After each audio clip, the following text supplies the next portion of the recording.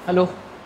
हाँ, अब हम लोग जो कल तक का जो क्लासेस है वो हम लोग का कवर हो चुका था कि क्या चैलेंजेस था नेशन बिल्डिंग में, वो हम लोग ने कभी कवर कर लिया था। और साथ ही हमने देख लिया था कि कैसे इंटीग्रेशन हुआ था जूनागढ़ का, कश्मीर का और हैदराबाद का, किस तरह से यूनियन ऑफ इंडिया के साथ इंटीग्रेशन हुआ था, वो स्टोरी भी हमने देख लिया था। उसके रिगार्डिंग एक राज्यसभा एबीपी न्यूज़ ने एक प्रधानमंत्री एपिसोड बनाया है, तो आपने उस एपिसोड को भी देख ही लिया हो। अब जो सबसे बड़ा जो टॉपिक इसमें बचता है इस पूरे चैप्टर में, कि सबसे पहले तो हम एक बार फिर से रिकैप कर लेते हैं कि क्या चैलेंजेस था नेशन बिल्डिंग में। कि भाई इंडिया जो है वो ब्रिटिश ने हमको इंडिपेंडेंट दिया, और क्यों इंडिपेंडेंट दिया हमने कल में बता दिया था। भाई इंडिपेंडेंट इसलिए नहीं दिया कि इंडिया जो था वो प्रॉफिटेबल नहीं था ब्रिटिश के लिए। India was the colony of British, और वो ब्रिटिश के लिए प्रॉफिटेबल नहीं था, इसलिए इंडिया ने को उन्होंने इंडिपेंडेंट किया। कि वर्ल्ड वॉर 2 हुआ, और वर्ल्ड वॉर 2 में मेजर लॉस जो हुआ वो ब्रिटिश का हो चुका था। ठीक है, वर्ल्ड वॉर 2 ब्रिटिश जीता था, लेकिन वो उसका लॉस जो था वो बहुत मेजर हो चुका था, और उस लॉस के कारण ही उसका उन्होंने इंडिपेंडेंस दिया। फर्स्ट रीजन ये था। दूसरा रीजन ये था कि वो जिसके दम पे इंडिया को कैप्चर कर रखा था आर्मी ने, चाहे रॉयल इंडियन नेवी हो, चाहे रॉयल इंडियन एयरफोर्स हो, चाहे रॉयल इंडियन आर्मी हो, इन सब ने ब्रिटिश के अगेंस्ट म्यूटिनी कर दिया था। उसके रीजन एक अलग रीजन है, उसको हम बाद में बता दूंगा। तो उन्होंने म्यूटिनी कर दिया था। तीसरा रीजन ये था कि वर्ल्ड वॉर 2 हुआ था, और वर्ल्ड वॉर 2 जीतने के बाद जो ब्रिटेन में इलेक्शन होता है, उस इलेक्शन में जो वेस्टर्न चर्चिल है वो इलेक्शन हार गए थे, और वहां पर क्लेमेंट एटली जो है वो जाकर वो इलेक्शन जीत गए थे। और क्लेमेंट एटली का इंडिया के लिए सिंपैथी था, गुड सिंपैथी था कि यस हम उसको डीकोलोनाइज कर देंगे। चौथा जो रीजन था कि इंटरनेशनल इंस्टीट्यूशन आ चुका था इंडिया में, जैसे यूनाइटेड नेशन बन चुका था, और यूनाइटेड नेशन ने बोला था कि डीकोलोनाइजेशन का कॉन्सेप्ट को डेवलप किया था कि भाई what the reason behind the world war 1 and world war 2। कि वर्ल्ड वॉर 1 क्यों हुआ और वर्ल्ड वॉर 2 क्यों हुआ, उसके रीजन क्या थे कि बहुत सारे हर कंट्री ने एक दूसरे कंट्री को अपनी कॉलोनी बना रखा था, and due to the colony world war 1 and world war 2 हुआ। तो यूनाइटेड नेशन जो एग्जिस्ट में आया, उस यूनाइटेड नेशन ने बोला कि नहीं आपको डीकोलोनाइजेशन करना है, you need to do decolonisation. आपके पास जो कंट्री है, जो भी कॉलोनियल कंट्री है, वो कंट्री जो है वो आप डीकोलोनाइज करो। जैसे British was the colonial country, French was the colonial country, Portuguese was the colonial country. तो ये आप कंट्री को डीकोलोनाइज करो, आप उसको न्यूली इंडिपेंडेंट नेशन बनने का कॉन्सेप्ट दो। तो उसके कारण डीकोलोनाइजेशन का भी कॉन्सेप्ट आया, और उसके कारण भी कंट्री को इंडिपेंडेंस मिला। और पांचवा जो सबसे बड़ा कारण था कि इंडिया का फ्रीडम स्ट्रगल जो था वो काफी लंबे टाइम से चला आ रहा था। चाहे उसमें 1857 का रिवॉल्ट देखे, चाहे वो भगत सिंह का रोल हो, चाहे वो चंद्रशेखर आजाद का रोल हो, चाहे वो सुभाष चंद्र बोस का हो, चाहे वो गांधी का हो, चाहे वो नेहरू का हो, बहुत सारे फ्रीडम फाइटर ने अपना बहुत बड़ा रोल प्ले किया और अपनी लाइफ को कुर्बान किया। तो वो भी एक रोल था इंडिया को इंडिपेंडेंट होने का, और पाकिस्तान को इंडिपेंडेंट होने का भी ये भी रीजन था। ये सारे रीजन फिर से मैं रिकैप करा देता हूं कि why India got independence. First जो रीजन था कि India was not the profitable colony for the British. India जो था वो ब्रिटिश के लिए प्रॉफिटेबल कॉलोनी नहीं था, इसलिए इंडिया को इंडिपेंडेंट किया। दूसरा जो रीजन था कि वो जिस पर्सन के बल पे, जिस फोर्स के बल पे इंडिया को कॉलोनी बनाया था वो था ब्रिटिश, और वो था आर्मी। चाहे वो रॉयल इंडियन आर्मी हो, चाहे वो रॉयल इंडियन नेवी हो, और चाहे वो रॉयल इंडियन एयरफोर्स, उसके दम पे उन्होंने उसको कॉलोनी बनाया था। तो उन्होंने उसके खिलाफ म्यूटिनी किया। तीसरा जो सबसे बड़ा रीजन आया था वो रीजन था कि आपका डीकोलोनाइजेशन का कॉन्सेप्ट आया था। कि जो वर्ल्ड वॉर 2 के बाद एक नेशन आया था यूनाइटेड नेशन, उसने बोला था कि नहीं आपको कंट्री को डीकोलोनाइज करना है। बिकॉज वर्ल्ड वॉर 1 और वर्ल्ड वॉर 2 होता क्यों है, बिकॉज हर कंट्री ने ज्यादातर कंट्री को अपना कॉलोनी बना रखा था, और हर एक कंट्री चाहता था कि ज्यादा से ज्यादा कंट्री हमारी कॉलोनी में। तो आप डीकोलोनाइजेशन, इंडिपेंडेंट नेशन का कॉन्सेप्ट आया था। चौथा था कि ब्रिटेन में इलेक्शन होता है, एंड आफ्टर द इलेक्शन वहां पर जो लेबर पार्टी है वो इलेक्शन लॉस्ट कर जाता है, कंजर्वेटिव पार्टी जो है वो इलेक्शन लॉस्ट कर जाता है। वेस्टर्न चर्चिल इलेक्शन लॉस्ट कर जाते हैं after winning the world war 2, but Clement Attlee वहां के प्राइम मिनिस्टर बनते हैं, और उसका इंडिया के प्रति काफी गुड सिंपैथी था, तो उन्होंने इंडिपेंडेंस दिया। और पांचवा जो सबसे बड़ा रीजन था वो आप कह सकते हैं कि फ्रीडम फाइटर जो था उसका तो गजब का बहुत बड़ा रोल था फ्रॉम द बिगिनिंग, शुरू से उनका बहुत बड़ा रोल था, and due to that role India को इंडिपेंडेंट मिला। तो ये था इंडिया 15 अगस्त 1947 को कॉलोनी बनता है, बट ऐसा नहीं कि इंडिया को वो सीधे आजाद कर देते। वो इंडिया को आजाद करने के साथ ही वो एक कॉन्स्टिट्यूएंट असेंबली भी बनाते हैं। India was the constituent assembly का फॉर्मेशन करते हैं कि there will be a constituent assembly that will frame the constitution of India. वो इंडिया का कॉन्स्टिट्यूशन फ्रेम करेगा, and India will be a parliamentary form of government. अब सोचने की बात है कि why India will be the parliamentary form of government, why India adopt the parliamentary form of government. कि क्या रीजन था कि इंडिया ने पार्लियामेंट्री फॉर्म ऑफ गवर्नमेंट को अडॉप्ट किया। कि भाई ये जो सिस्टम था वो वेस्टमिंस्टर सिस्टम था। Parliamentary form of government is also known as Westminster system.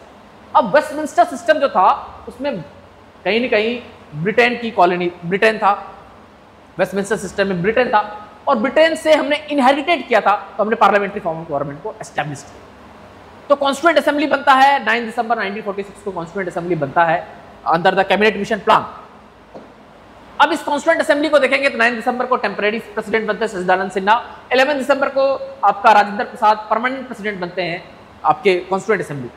अब कॉन्स्टिट्यूएंट असेंबली जो बनता है वो किस तरह से बनता है? इंडिया का कॉन्स्टिट्यूशन फ्रेम करने के लिए, India as well as Pakistan दोनों का कॉन्स्टिट्यूशन फ्रेम करने के लिए कॉन्स्टिट्यूएंट असेंबली बनता है। और इसका जो कंपोजिशन अगर आप देखेंगे 389 मेंबर जो थे वो टोटल स्ट्रेंथ था कॉन्स्टिट्यूएंट असेंबली का। अब ये कॉन्स्टिट्यूएंट असेंबली में लोग कहां से आएंगे? ये आएंगे ब्रिटिश इंडिया से भी आएंगे, प्रिंसली स्टेट से भी आएंगे, ब्रिटिश पाकिस्तान से भी आएंगे, प्रिंसली पाकिस्तान से भी आएंगे। मतलब जो कंसोलिडेटेड इंडिया था वो ब्रिटिश से भी आएंगे और प्रिंसली स्टेट से भी चुन के लोग आएंगे और वो कॉन्स्टिट्यूएंट असेंबली बनाएंगे। That will make the constituent assembly. अब इस कॉन्स्टिट्यूएंट असेंबली का काम था कि कॉन्स्टिट्यूशन को फ्रेम करना, तो frame the constitution of India, कि इंडिया का कॉन्स्टिट्यूशन को फ्रेम करना। अब इसका जो कंपोजिशन था 389 मेंबर थे, जिसमें से 292 मेंबर जो ब्रिटिश इंडिया से आते थे, उसमें पाकिस्तान भी इंक्लूड था। अभी जो मॉडर्न डे पाकिस्तान है, बांग्लादेश और पाकिस्तान जो है वो भी इंक्लूड था। 93 मेंबर जो थे वो प्रिंसली स्टेट से आते थे। अब प्रिंसली स्टेट से जो मेंबर आते थे उसमें एक अलग कॉन्सेप्ट था, या तो वो प्रिंस जो स्टेट है, जो किंग है, जो किंगडम है, वो किंगडम का राजा खुद उसका कॉन्स्टिट्यूएंट असेंबली का मेंबर बने, या वो किसी पर्सन को नॉमिनेट करे अपने बिहाफ पर कि भाई ये पर्सन मेरे बिहाफ पे कॉन्स्टिट्यूएंट असेंबली में बैठेगा इंडिया का कॉन्स्टिट्यूशन फ्रेम करने के लिए। और 4 जो था वो नॉमिनेटेड मेंबर थे अलग अलग प्रोविंस से, अलग अलग प्रोविंस से, 4 प्रोविंस से नॉमिनेटेड मेंबर। तो अगर तीनों को अगर आप ऐड करोगे, इस तीनों फिगर को ऐड करोगे, दैट विल बी 389 ही आएगा। फिर से मैं बता देता हूं, 389 was the total strength of the constituent assembly, जिसमें से 292 member was the British India से आए थे, 93 from the princely state and 4 is the nominated member. 4 member जो थे वो नॉमिनेटेड मेंबर थे, जिसमें से 292 मेंबर में से 70 जो है मुस्लिम लीग ने जीता, और बाकी जो सीट था करीबन उसमें से 202 और 203, I think I am not recognising the exact figure, but 203 या 204 ऐसा ही कुछ सीट था, वो कांग्रेस ने जीता था, बाकी अलग अलग पॉलिटिकल पार्टी ने जीता था। तो अलग अलग पॉलिटिकल पार्टी से नॉमिनेटेड लोग आए थे जो इंडिया का कॉन्स्टिट्यूशन बनाना था, पाकिस्तान का कॉन्स्टिट्यूशन। अब पाकिस्तान का उसमें बहुत 1946 के इलेक्शन में बेकार परफॉर्मेंस रहता है, वो बाहर हो जाता है कि I will be not more part of the constituent assembly, मैं कॉन्स्टिट्यूएंट असेंबली का पार्ट नहीं बनूंगा, मैं पाकिस्तान का कॉन्स्टिट्यूशन नहीं बनाना है, और वो बाहर हो जाता है। तो ये जर्नी है कॉन्स्टिट्यूशन बनने का। अब कॉन्स्टिट्यूशन बनता है और इंडिया को हमें आज़ादी जो है वो मिलना था जुलाई 1948 में, हमें मिलता है अगस्त, 1 साल पहले, करीबन 10 महीने पहले हमें आज़ादी मिल जाते हैं, अगस्त 1947 मिलता है। और उसके कारण जो हमें आज़ादी के साथ हमें जो ग्लोरी मिलता है उसके साथ हमें पेन भी आता है, बहुत ज़्यादा दुख होता है, क्योंकि पार्टीशन होता है, पेनफुल पार्टीशन होता है, कि जो पर्सन पाकिस्तान में हिंदू थे वो इंडिया अगर आना चाहते थे तो वो प्रॉपर्टी ट्रांसफर नहीं कर पाए, उन्हें आना पड़ा, मतलब उन्हें रिफ्यूजी की तरह इंडिया में आना पड़ा, रिफ्यूजी कैंप में रहना पड़ा, काफ़ी लोगों का एसेसिनेशन हुआ, मर्डर हुआ। दूसरा था चैलेंजेस क्या था कि आफ्टर इंडिपेंडेंस की यूनिफिकेशन करना, ये भारत को एकीकृत करके रखो, ये जो अलग अलग मुल्क, अलग अलग प्रिंसिपल, क्योंकि 565 रियासत में भारत बटा हुआ था, इन 565 रियासतों को यूनाइट करना भी one of the challenge, that was one of the biggest challenge, कि जो 565 आपके जो रियासत है उस रियासत को यूनिफिकेशन करना, ये भी एक बहुत बड़ा चैलेंज था। तीसरा जो चैलेंज था to maintain of diversity, Bharat की जो डाइवर्सिटी है, प्लूरलिज्म है, कि डिफरेंट रिलीजन, रेस, का सेक्स, प्लेस ऑफ बर्थ के जो लोग हैं, अलग अलग जगह पे जो पैदा हुए हैं, अलग अलग रिलीजन को फॉलो करते हैं, अलग अलग इथनिसिटी को फॉलो करते हैं, उसकी जो डाइवर्सिटी उसको मेंटेन करके रखना, and that was the beauty of India. दूसरा था कि इंडिया ने बोला कि we establish the Westminster model parliamentary form of government as well as the democratic form of government. मतलब वो देश जहां पर 16% लोग साक्षर हैं, वहां के लोग बोल रहे हैं मुझे डेमोक्रेसी को एस्टैब्लिश करना है, उससे वो लीडर का एस्पिरेशन है कि India will B democratic country. In the democratic country, we provide the universal adult franchise. We provide not only the democracy. हम सिर्फ डेमोक्रेसी ही नहीं बनेंगे, हम रिपब्लिक भी बनेंगे। हमारा जो गवर्निंग सिस्टम होगा वो with in the frame of the constitution, हम कॉन्स्टिट्यूशन में रह के काम करेंगे। तो ये हमने एक चैलेंजेस को देखा कि हमने डेमोक्रेसी को एस्टेब्लिश किया, हमने रिपब्लिक को चुना कि yes we established a constitution and we run by the rule of abide by the constitution, whatever the rule abide by the constitution, हम उसके अनुसार अपने कंट्री को रन करेंगे, ये हमने एस्टेब्लिश किया। इसके साथ ही फंडामेंटल राइट्स हमने दिया लोगों को कि जितने भी सिटीजन थे या नॉन सिटीजन थे उसको हमने फंडामेंटल राइट्स दिया। हमने यूनिवर्सल एडल्ट फ्रेंचाइज दिया कि कोई भी पर्सन किसी भी रिलीजन का हो, रेस का हो, कास्ट का हो, अगर वो भारत का नागरिक है, if he was the citizen of India, तो हमने उसको वोटिंग राइट्स दिया from the first of the beginning. वो दिया हमने। पार्लियामेंट्री फॉर्म ऑफ गवर्नमेंट को अडॉप्ट किया। लिटरेसी रेट बहुत ही कम था, डेट वाज 16%, 16% लोग ही साक्षर थे। ये एक चैलेंजेस था। अनएम्प्लॉयमेंट बहुत ज्यादा था, कि लोग बेरोजगारी बहुत ज्यादा था, और इसके साथ ही रीजनल और इकोनॉमिकल डिवाइड था। भाई इंडिया जो था वो रीजनल बेसिस पर डिवाइड था, कि 565 रियासतों को आपने यूनाइट किया। ये एक रीजनल डिवाइड था कि आपने उसको यूनाइट किया, बट आपने उसको एक शर्त के साथ यूनाइट किया कि हम आपको आपके नाम से सोल्जर्स रखेंगे। हमने इंस्ट्रूमेंट ऑफ एक्सेशन साइन करके उसको मर्ज किया इंडिया के साथ। तो वो रीजनल डिवाइड भी था कि ईस्ट अलग था, वेस्ट अलग था, नॉर्थ अलग था, साउथ अलग था। हर स्टेट अपना अलग अलग डिमांड था, अलग अलग एस्पिरेशन था। और साथ साथ इकोनॉमिकल डिवाइड था कि गरीबी जो थी वो बद से बदतर थी, बहुत ज़्यादा गरीबी थी, और जो अमीर थे उनके पास पैसे भी। तो रीजनल डिवाइड भी था और इकोनॉमिकल डिवाइड भी था कि आपका नॉर्थ ईस्ट अलग था, नॉर्दर्न इंडिया अलग था, वेस्टर्न इंडिया अलग था, सेंट्रल इंडिया अलग था, आपका साउदर्न इंडिया अलग था। तो वो एक रीजनल डिवाइड बहुत ज़्यादा था।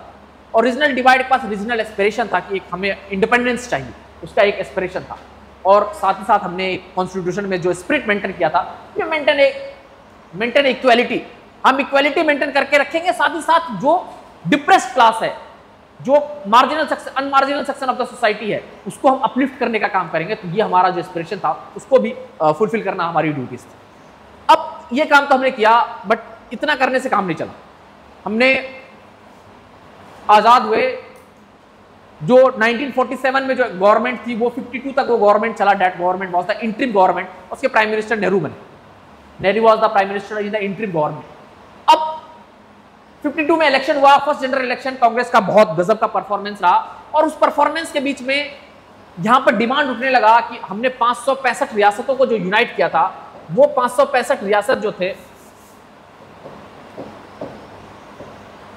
ये 565 रियासत जो थे वो सेल्फ डिमांड करने लगे कि हम जो है एक रीजनल एस्पिरेशन उनकी थी कि हमें एक आइडेंटिटी चाहिए।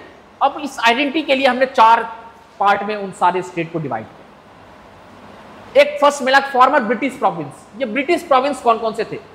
What was the former British province? इसमें से 9 स्टेट थे, मैं उसके नाम आपको बाद में लिखवा दूंगा कि what was the former British province. ये ग्रुप ए में हमने रखा। ग्रुप बी में हमने फॉर्मर प्रिंसली स्टेट को रखा, कि 9 फॉर्मर प्रिंसली स्टेट को रखा।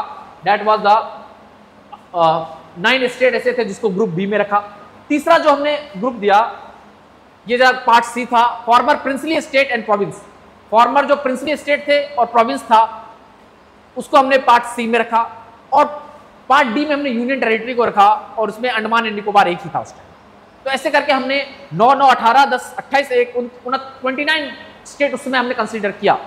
बट उसमें 29 स्टेट थे नहीं। अगर आप देखें इंडिया इंडिपेंडेंट हुआ था उसमें कितने स्टेट थे, तो उसमें जो स्टेट जो थे वो आपके 14 स्टेट थे, 14 स्टेट थे और 6 यूनियन टेरिटरी था जिसमें इंडिया इंडिपेंडेंट हुआ था। मतलब 1953 में जब स्टेट रिऑर्गेनाइजेशन एक्ट बना था, उससे पहले तक इंडिया में कितने स्टेट थे? 14 स्टेट थे और 6 यूनियन टेरिटरी था। बट हमने ऑन लार्ज हमने 4 ग्रुप में स्टेट को डिवाइड किया था। ABCD करके 4 ग्रुपिंग हमने किया, ABCD। बट उस समय जिस समय ये स्टेट रिऑर्गेनाइजेशन कमीशन बना था 1953 में, उस 53 में इंडिया में 14 स्टेट थे और 6 यूनियन टेरिटरी। 14 स्टेट और 6 यूनियन टेरिटरी था, जो अभी यूटी है। अब इसके लिए हमने 3 कमीशन बनाया कि हमने कमीशन से पूछा कि भाई आप बताओ कि हम स्टेट को बढ़ाना चाहते हैं, क्यों? ये 565 जो रियासत है उसकी एक अलग 565 रियासतों को हमने मर्ज कर दिया, मतलब 14 स्टेट और 6 यूनियन टेरिटरी में मर्ज कर दिया। बट उसका एक एस्पिरेशन अलग है कि जो पर्सन तमिलनाडु में आज जो मद्रास प्रेसिडेंसी है, उसमें का जो मद्रास प्रेसिडेंसी था, उस मद्रास प्रेसिडेंसी में अगर आप देखेंगे, उसमें जो आपका मद्रास प्रेसिडेंसी था, उस मद्रास प्रेसिडेंसी में अभी का तमिलनाडु TN, अभी का आंध्र प्रदेश, अभी का तेलंगाना और some part of Kerala, some part of Karnataka, ये पूरा एक मद्रास प्रेसिडेंसी में फॉल करता था। अब इसमें अगर आप देखें तो तमिलनाडु के लोग तमिल बोलते हैं, इसको कलर चेंज कर देता, ये तमिल बोलते हैं। ये जो है ये भाई साहब तेलुगु बोलते हैं, ये आंध्रा केरला में अभी मलयालम बोला जाता है, कर्नाटका में कन्नड़ बोला जाता है। मतलब वहां पर अगर लैंग्वेज में देखें तो लैंग्वेज अलग है, उनकी एथनिसिटी अलग है, उनका प्रेइंग जो है और उनका परसुइंग जो है, उनका रिलीजन है, वो सब कुछ अलग है। बट एक स्टेट जो है वो मद्रास प्रेसिडेंसी के अंदर फॉल कर रहा है। तो उनकी आइडेंटिटी क्या थी? उनकी कोई आइडेंटिटी नहीं बन पा रही। उसके लिए गवर्नमेंट ने 3 कमीशन को अपॉइंट किया। एक 1948 में एक धर कमीशन बनाया और धर कमीशन ने बोला कि आप बताइए कि हम स्टेट को किस बेसिस पर, ये जो 14 स्टेट है, हम नए स्टेट को कैसे बनाए। तो धर कमीशन ने बोला कि आप language was the criteria, language को क्राइटेरिया मान करके आप स्टेट बना दीजिए, but language is not the sole criteria. फिर हमने एक कमीशन बनाया, that was the JBP commission, Jawaharlal Nehru, Vallabh Bhai Patel and Pattabhi Sitaramayya. J से जवाहरलाल नेहरू, बी से वल्लभ भाई पटेल एंड पी से पट्टाभी सीतारामैया। ये कमीशन बनाया और इस कमीशन ने भी बोला कि no, language is not the, language is one of the criteria. Language जो है स्टेट बनाने में, ये 14 स्टेट और 6 यूनियन टेरिटरी के बाद और भी स्टेट बनाने के लिए लैंग्वेज एक क्राइटेरिया हो सकता है। Language is one of the criteria but language is not the sole criteria. ठीक है कि भाई क्लास में एक बच्चा पढ़ने में तेज है, तो क्या मार्कशीट उसका सबसे बड़ा एग्जांपल हो सकता है वो पढ़ने में तेज है, या ये भी देखा जाए क्लास में डिसिप्लिन है, रेगुलर क्लास आ रहा है, क्लास में जवाब दे रहा है, बट एग्जाम में नंबर कम ला रहा है। क्या एक एग्जाम में सबसे ज्यादा मार्क्स आ रहा है, क्या वही उसकी है, या को करिकुलम एक्टिविटी में भी पार्टिसिपेट कर रहा है, वो भी एक क्राइटेरिया। तो जेबीपी कमीशन ने बोला कि नहीं, जो धर कमीशन ने बोला लैंग्वेज के बेसिस पे स्टेट बना दो, तो ठीक है, इंडिया में बहुत सारे डायलेक्ट्स बोले जाते हैं, इसके बेसिस पे अगर आप स्टेट बनाने लगोगे तो बहुत सारे स्टेट बन जाएंगे और वो ठीक नहीं है। तो language is not the sole criteria but language is one of the criteria. Language कोई सोल क्राइटेरिया नहीं होगा स्टेट बनाने का, but language is one of the criteria, एक क्राइटेरिया हो सकता है। जैसे अच्छे बच्चे की क्या पहचान है कि भाई वो रेगुलर स्कूल आ रहा है, टाई लगा के आ रहा है, लंच बॉक्स लेके आ रहा है, लंच बॉक्स फिनिश कर रहा है, घर टीचर की बात मान रहा है, टेस्ट लिख रहा है, नोटबुक कंप्लीट कर रहा है, ये अच्छे बच्चे की पहचान है। तो क्या एक पहचान बंदू कि नहीं, जो नोटबुक कंप्लीट कर रहा है अच्छे हैं और जो नोटबुक कंप्लीट नहीं कर रहे हो अच्छे बच्चे नहीं है? तो that is not the sole criteria, that is one of the criteria कि वो नोटबुक कंप्लीट कर रहा है, रेगुलर क्लास में रह रहा है, डिसिप्लिन रह रहा है, वो एक क्राइटेरिया है एक अच्छे बच्चे की। बट यही एक क्राइटेरिया नहीं है कि वो नोटबुक कंप्लीट कर रहा है तो अच्छा है और नोटबुक कंप्लीट नहीं कर रहा है तो अच्छा नहीं। सेम वही आता कि जेबीपी कमीशन ने ये बोला कि language is one of the criteria. धर कमीशन ने बोला कि लैंग्वेज एक क्राइटेरिया है, भाषा जो है एक क्राइटेरिया बना दो स्टेट बनाने के पीछे।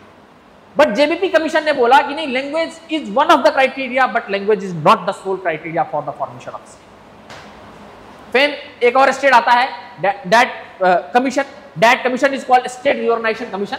उसमें 3 पर्सन रहते हैं, Fazal Ali, K M. Panikkar and H N. Kunzru.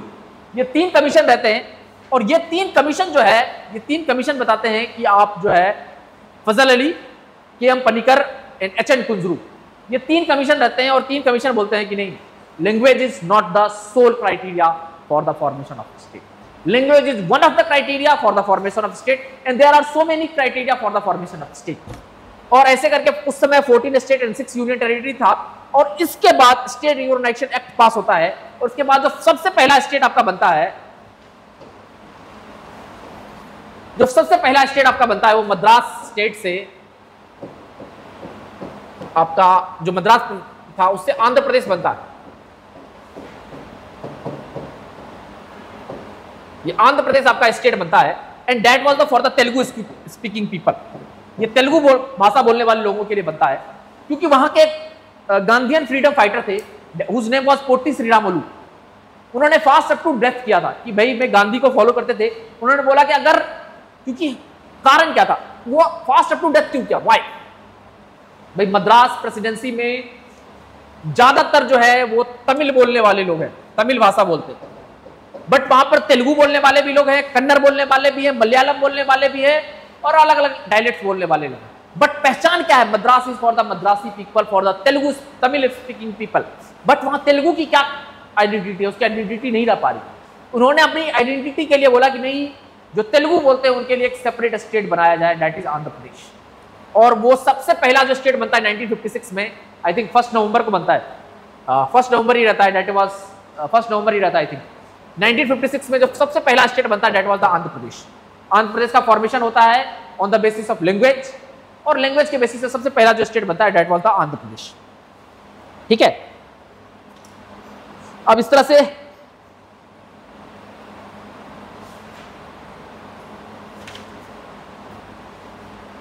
इसके साथ ही और सारे स्टेट बनते हैं, बहुत सारे स्टेट और भी बनते हैं। अगर आप देखें तो एक तो मैंने बताया कि आपका जो मद्रास प्रेसिडेंसी था, इस मद्रास से आपका एपी बनता है अलग होके आंध्र प्रदेश। इसके साथ ही वहां पे त्रावणकोर था और आपका मैसूर प्रेसिडेंसी था। यस, आप इस पे थोड़ा दिखेगा नहीं, बहुत ज्यादा नहीं दिखेगा, बट आप पेज नंबर 20 पे अगर आप जाओगे तो इसमें हो जाएगा। इसमें आप एक मद्रास प्रेसिडेंसी है, बाद में उससे पहले एक मैसूर प्रेसिडेंसी था। ठीक है, और उससे पहले त्रावणकोर था। तो जो मैसूर प्रेसिडेंसी था उसके अंदर कर्नाटका आता था, सम पोर्शन ऑफ कर्नाटका और some portion of Maharashtra fall कर जाता। उसको भी डिवाइड करके जो कर्नाटका जो बना that is for the Kannada, Karnataka में कन्नड़ बोलने वाले जो कन्नड़ स्पीकिंग पीपल है उनके लिए जो स्टेट बनता दैट वाज द कर्नाटका। अब सबसे बड़ा जो प्रॉब्लम आता है फ्रॉम द आंध्र प्रदेश जो 1956 में बनता है, इसके बाद जो है एक बॉम्बे प्रेसिडेंसी रहता है। अब इस बॉम्बे प्रेसिडेंसी में आज का मॉडर्न डे गुजरात और आज का मॉडर्न डे महाराष्ट्र, ये था आज का मॉडर्न डे गुजरात और आज का मॉडर्न डे महाराष्ट्र, ये प्रेसिडेंसी के अंदर फॉल करता था, that was the Bombay presidency. अब यहां पे भी सेम यही प्रॉब्लम था कि Maharashtra is for the Marathi speaking people, but at the same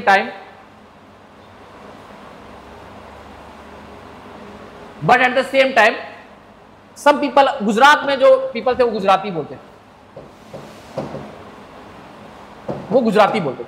अब उसकी आइडेंटिटी भी मिस हो रही थी कि महाराष्ट्र में मराठी स्पीकिंग पीपल है, but at the same time Gujarat में जो पीपल है वो गुजराती बोल रहे हैं, बट उसकी आइडेंटिटी वो बॉम्बे प्रेसिडेंसी में नहीं मिल पा रही है उसको। भाई उसकी आइडेंटिटी नहीं मिल पा रही। उन्होंने भी प्रोटेस्ट किया कि भाई गुजराती बोलने वालों के लिए एक अलग स्टेट गुजरात और मराठी बोलने वाले के लिए separate state for the Maharashtra. अब ऐसे करके आपका महाराष्ट्र बनता है और गुजरात बनता है। ऐसे करके अगर आप देखेंगे तो अलग अलग टाइम में आपका 60 में गुजरात के लिए, गुजराती स्पीकिंग पीपल के लिए Gujarat and Marathi speaking people के लिए महाराष्ट्र बनता है इन 1960। दो स्टेट क्रिएट होता है 1960 में। उसके बाद ही आपका पंजाब के लिए अगर आप देखेंगे कि एक स्टेट था Punjab, that was the east Punjab. अगर आप आपका हरियाणा का स्टोरी देखेंगे, वेस्ट पंजाब था।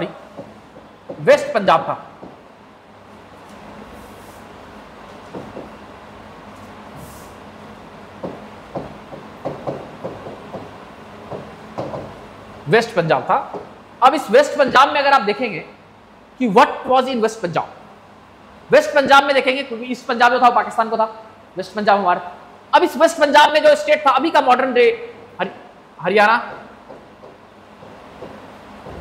आपका हिमाचल प्रदेश एचपी लिख दिया हूं, और अभी का पंजाब, ये 3 स्टेट था।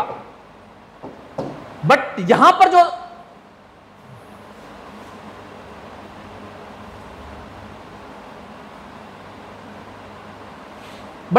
जो है आपका वेस्ट पंजाब में ज्यादातर लोग पंजाबी बोलते थे, पंजाबी उनका डायलेक्ट था।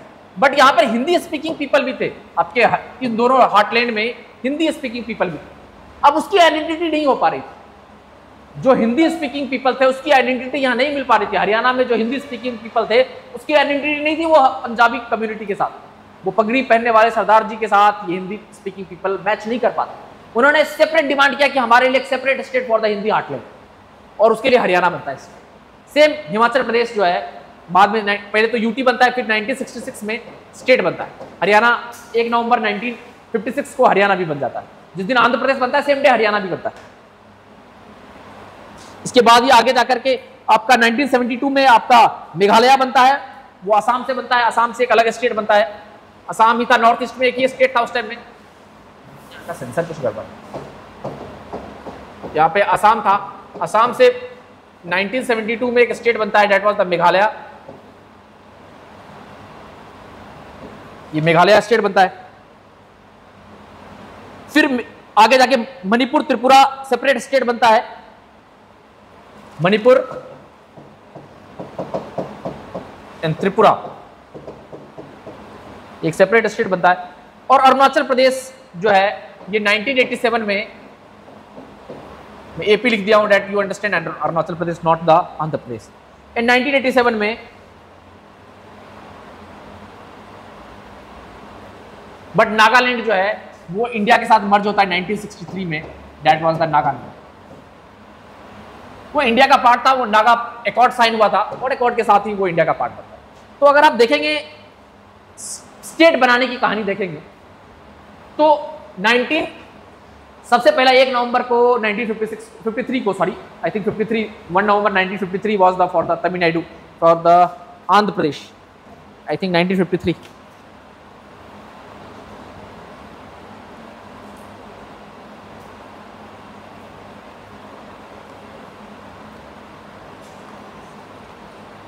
Just a minute.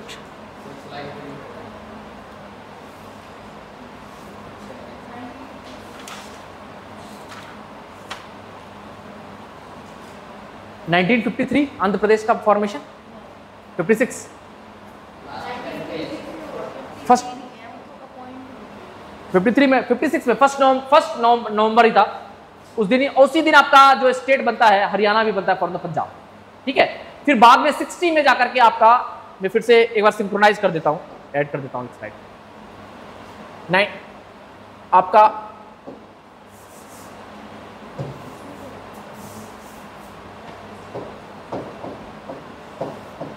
आंध्र प्रदेश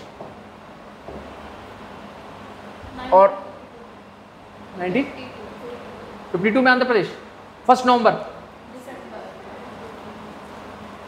एक जस्ट मिनट, कहाँ है?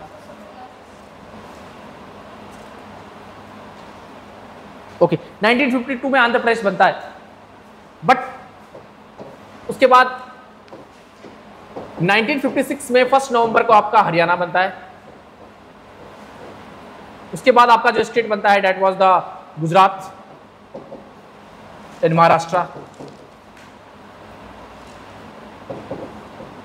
ये आपके 1960 में बनता है।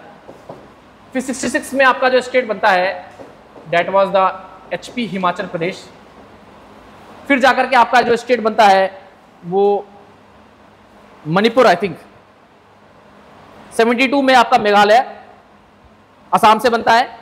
और 63 में आपका नागालैंड, सॉरी 63 में, इससे पहले 1963 नागालैंड, 1972 में आपका मेघालय फ्रॉम असम, और उसी से मणिपुर और त्रिपुरा भी बनता है। ऐसे करके स्टेट का फॉर्मेशन होता है। अभी जो रिसेंट जो स्टेट बना है 2000 में 3 स्टेट बनते हैं। वन वाज द आपका छत्तीसगढ़, बिहार से आपका अलग होके झारखंड बनता है। बिहार से आपका झारखंड, आपका मध्य प्रदेश से आपका छत्तीसगढ़, और आपका यूपी से आपका यूके बनता है, उत्तराखंड। ये स्टेट बनता है। ये 2001 में बनता है, करीब 2001 में, ठीक है 2000 में बनता है।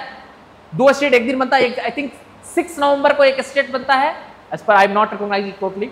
6 नवंबर को 2 स्टेट बनता है और फिर 9 नवंबर को एक स्टेट बनता है। एक्चुअल डेट मुझे याद नहीं है, बट 2000 में बनता है रिसेंट। उसके बाद जो स्टेट बनता है फिर से 2014 में, जो आंध्र प्रदेश स्टेट था, उस स्टेट से अलग होकर एक स्टेट बनता है, that was the Telangana. Telangana state, जो स्टेट आंध्र प्रदेश था, उस आंध्र प्रदेश से अलग होकर एक स्टेट बनता है, that state was the Telangana. 2014 में बनता है। और उसके बाद रिसेंट जो 2019 के बाद जो बनता है स्टेट, 19 में ही आई थिंक अगस्त के महीने में बनता है, जम्मू कश्मीर को आपको यूनियन टेरिटरी बनता है और लद्दाख जो है एक यूटी बनता है।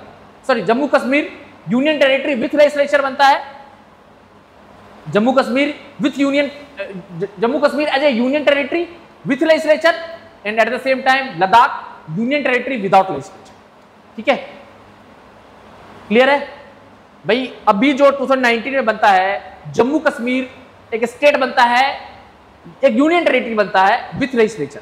जैसे Delhi is a state union territory with legislature, same उसी तरह जम्मू कश्मीर बनता है यूनियन टेरिटरी विथ लेजिस्लेचर कि वहां का चीफ मिनिस्टर होगा, और लद्दाख एक यूनियन टेरिटरी बनता है विदाउट लेजिस्लेचर। ठीक है, तो अभी इंडिया में 28 स्टेट एंड 8 यूनियन टेरिटरी है करंट में। जिसमें देश आजाद हुआ था उसमें 14 स्टेट और 6 यूनियन टेरिटरी था, अभी 28 स्टेट और 8 यूनियन टेरिटरी। ठीक है, जिसमें से 3 यूनियन टेरिटरी ऐसा है जिसमें यूटी विथ लेजिस्लेचर है, बाकी सारे यूनियन टेरिटरी विदाउट लेजिस्लेचर है। Delhi union territory with legislature, आपका Puducherry union territory with legislature, और आपका Jammu and Kashmir union territory with legislature. ठीक है, तो ये एक स्टोरी है इंडिया का अभी तक की पूरी जर्नी का। मैं इसका टोटली 1-1.5 घंटे का एक वीडियो बना करके मैं यूट्यूब पे डाल दूंगा, तो आपको कुछ ज़्यादा इधर उधर देखने की जरूरत नहीं है। वो आप खाना खाते समय, पढ़ते से या कुछ और करते समय आराम से वो वीडियो देखें और पूरा लुत्फ उठाएं क्लास में। और कोई क्वेश्चन भाई इस पूरे चैप्टर में? There is any question? कुछ पूछना है? पूरा चैप्टर खत्म कर दिया हूं आई थिंक। चलिए ठीक है, धन्यवाद।